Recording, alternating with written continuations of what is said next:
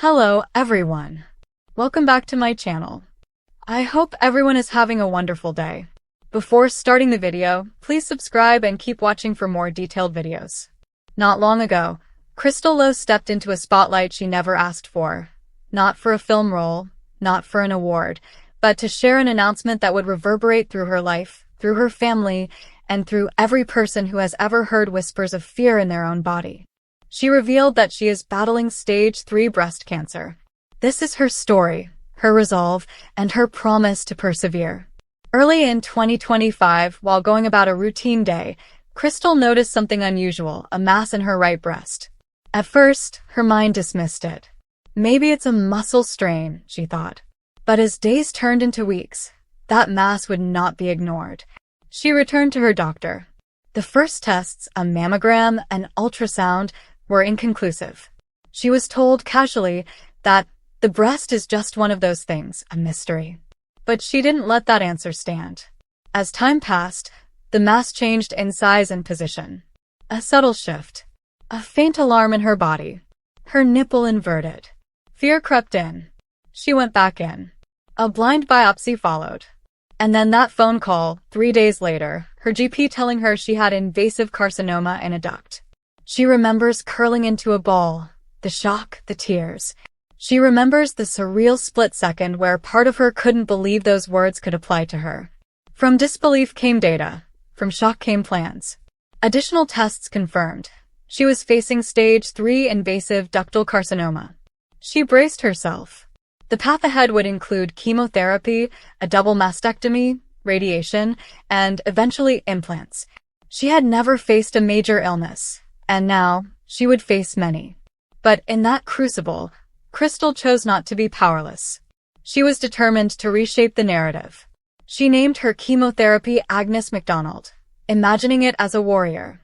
She nicknamed her Cancer Berry. She asked her husband to pull up an image of a fiery-haired Scottish warrior wielding a sword. She turned on the Braveheart soundtrack.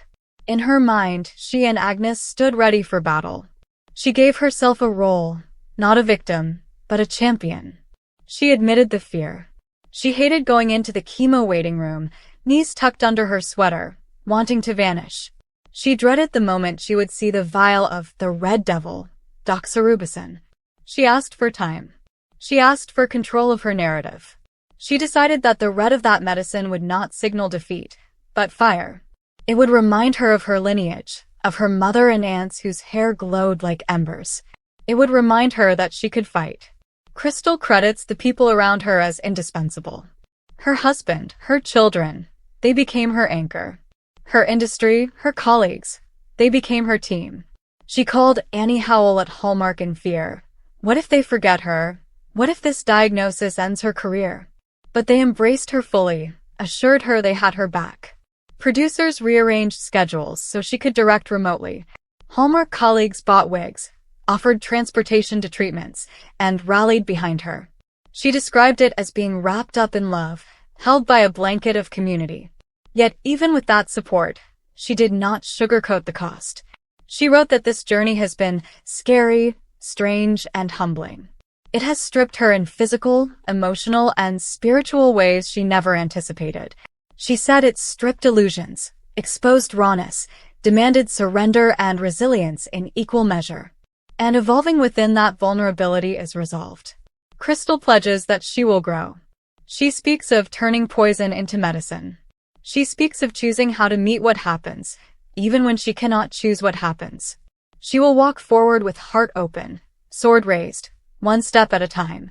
In revealing her diagnosis, she delivers a message. If you're walking a hard road, you're not alone. We may not choose the trials placed before us, but we choose how to respond.